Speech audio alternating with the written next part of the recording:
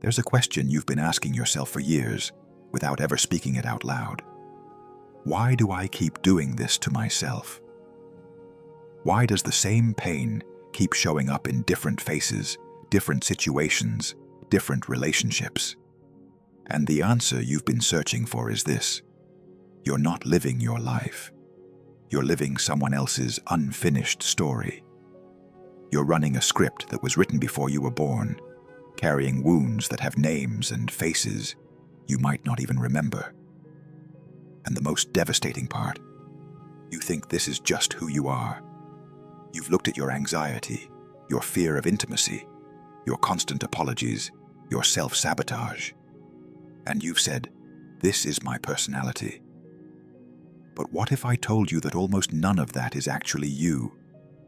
What if the person you think you are is actually a protective shell built by a terrified child who never got the chance to feel safe? What if everything you've been struggling with is actually just an echo of pain that started long before you took your first breath? And today, you're going to learn how to stop being the echo and start being your own voice. The invisible architecture of your pain was built before you had language to describe it. Before you turned 7 years old, your nervous system was making decisions about the world that would shape the next 70 years of your life. Your brain was asking 3 fundamental questions. Am I safe? Am I loved? Do I matter? And based on the answers it received, not through words but through actions, your system built an entire operating manual for survival. If you grew up where love was conditional, where mistakes meant punishment, where emotions were dangerous, your brain created rules. Don't trust anyone completely. You must be perfect to be acceptable. Your feelings will hurt you, so lock them away. Asking for help equals weakness. You are responsible for everyone else's emotions. These rules became hardwired, automatic, invisible, and you're not making conscious choices based on these rules. You're reacting. When someone gets close and you push them away, that's not you being difficult. That's the rule protecting you from the abandonment you experienced at age 5. When you stay up all night perfecting a project that's already good enough, that's not dedication. That's you trying to earn the love that was withheld when you brought home a B instead of an A. Your body remembers what your mind has forgotten. It remembers in the way your shoulders tense when you hear a certain tone of voice, in the way your stomach drops when someone says, "We need to talk." This isn't psychological. This is biological. Your nervous system is stuck in a threat response that was appropriate when you were 7, but is destroying your life now. Decoding your survival program means understanding the specific wound you're operating from. The abandonment wound makes you cling to people who are emotionally unavailable, because unavailable was what love looked like when you were learning what love was. You'd rather have breadcrumbs from someone who can't fully show up than risk the devastating loss of someone who could. The rejection wound makes you a shapeshifter, constantly scanning the room to figure out what version of yourself is acceptable today. You don't have opinions, you have mirrors. You'd rather betray yourself 1,000 times than risk being cast out. The betrayal wound makes you hypervigilant and controlling. You need to know where everyone is, what they're doing, because someone you trusted completely violated that trust. So you become the investigator, the one who can't relax, the one who ruins good relationships by refusing to believe they're real. The humiliation wound makes you small. You apologize for existing. You make yourself invisible because once upon a time you were made fun of, belittled, shamed for being seen.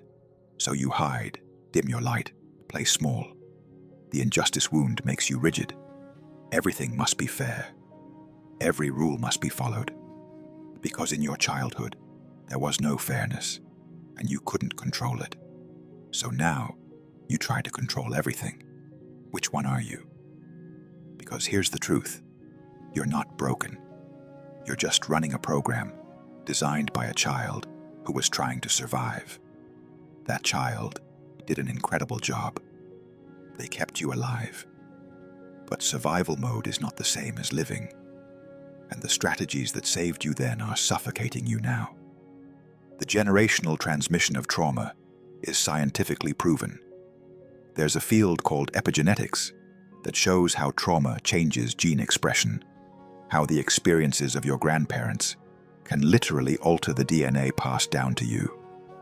This means you might be anxious, not because anything particularly bad happened to you, but because your grandmother lived through trauma, and her body learned that the world is dangerous, and that lesson got coded into her biology, passed to your mother, passed to you.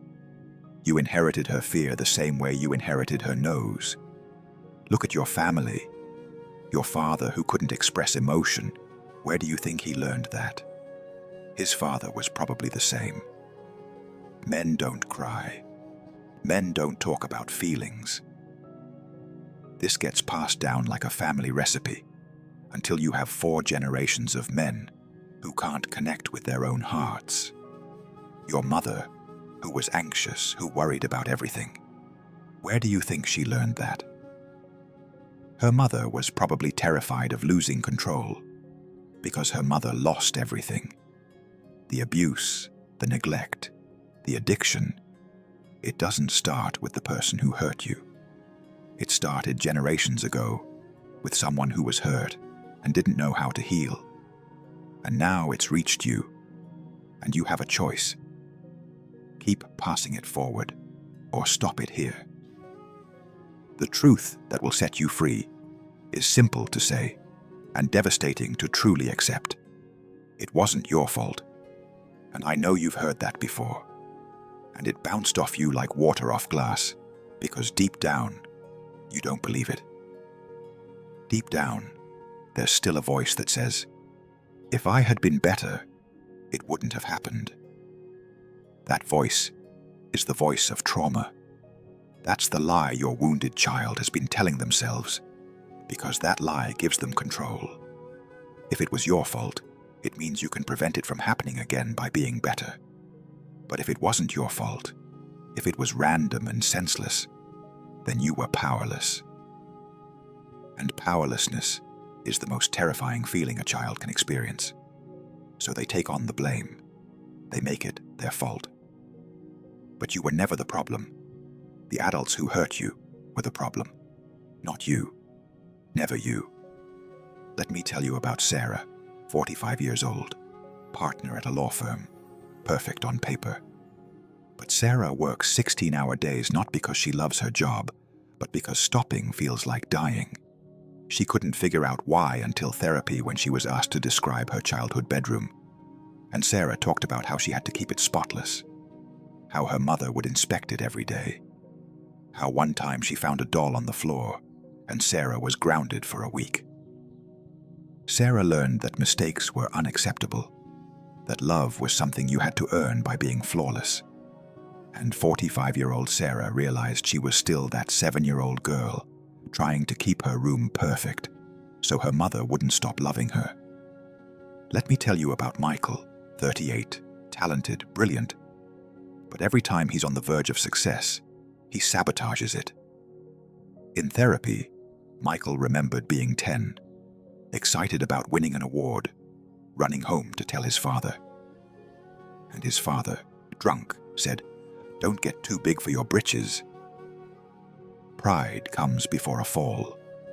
10-year-old Michael learned that success is dangerous, that being seen is risky. So 38-year-old Michael keeps himself small, keeps himself safe. These are not rare stories. We're all walking around with younger versions of ourselves running the show, making decisions, trying to keep us safe from dangers that aren't even real anymore.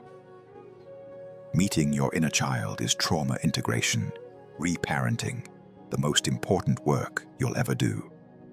Find a picture of yourself as a child. The younger, the better.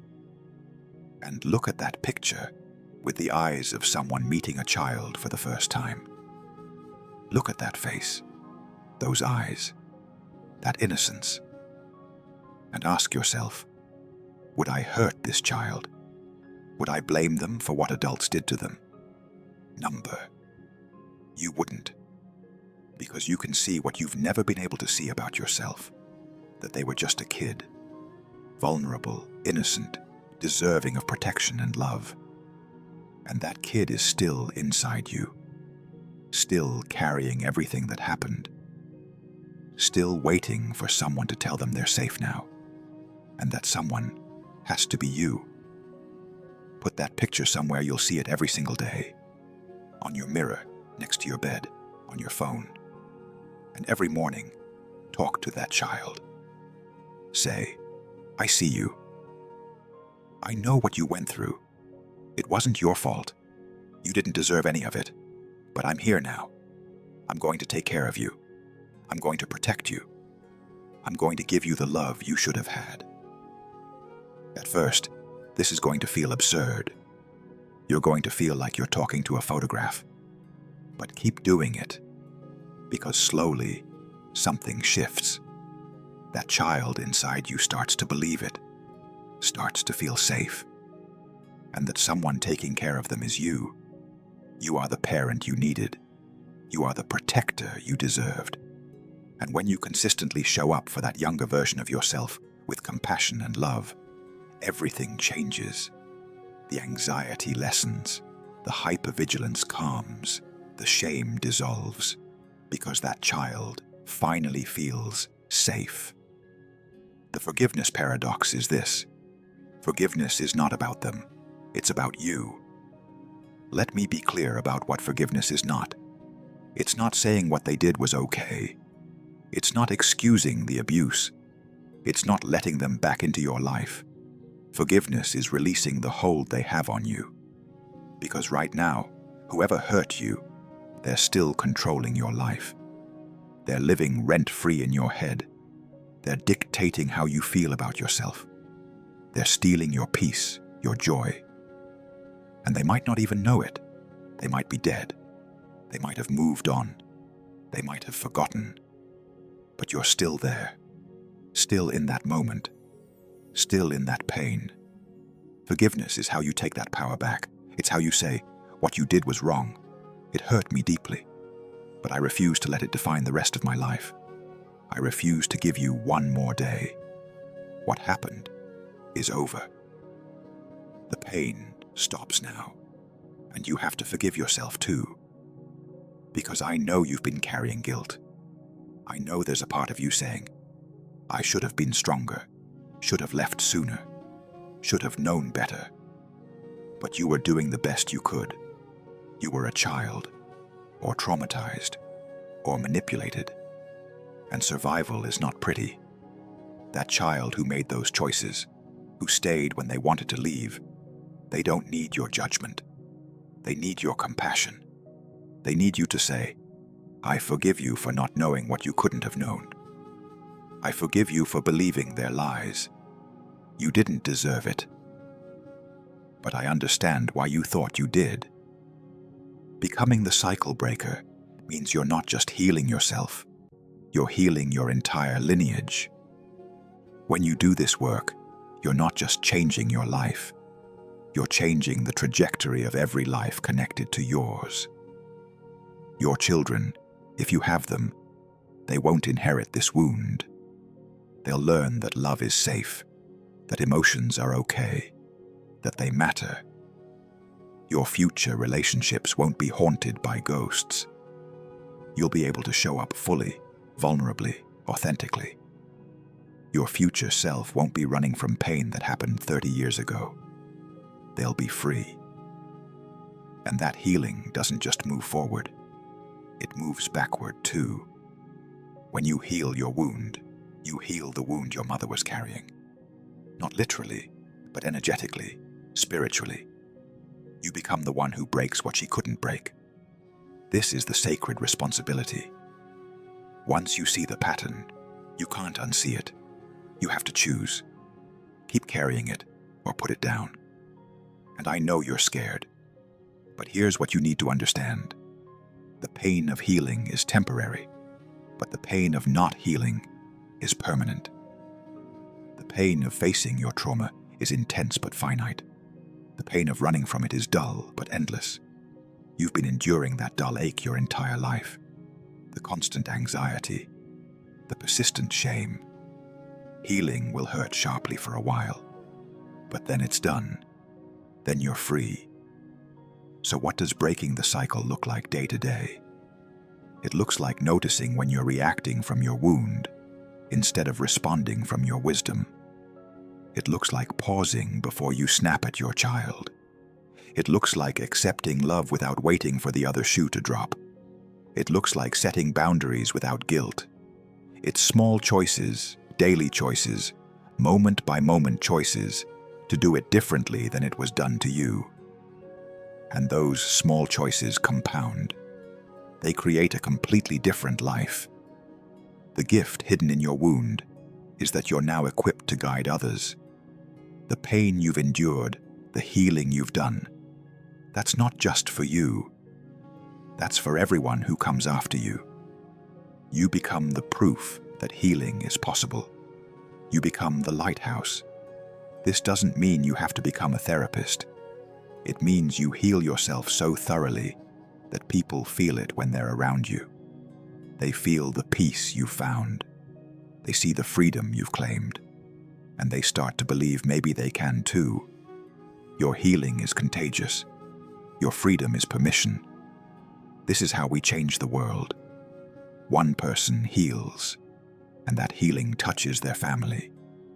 Their family heals, and that healing touches their community. You are healing the world by healing yourself. So here we are. Something has shifted. You've seen the pattern. You've understood the weight. You've met the child. You've been given permission to heal.